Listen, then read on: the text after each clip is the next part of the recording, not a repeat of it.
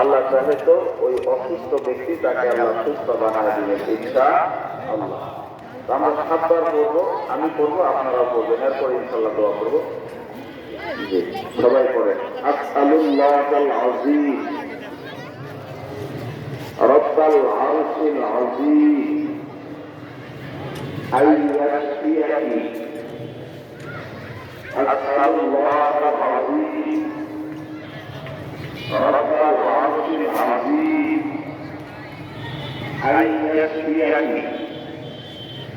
আসআলুল্লাহাল আযীম রব্বাল আরশিল আযীম আইয়াশফিয়ানি। আসআলুল্লাহাল আযীম রব্বাল আরশিল আযীম আইয়াশফিয়ানি। আসআলুল্লাহাল আযীম রব্বাল আরশিল আযীম আইয়াশফিয়ানি।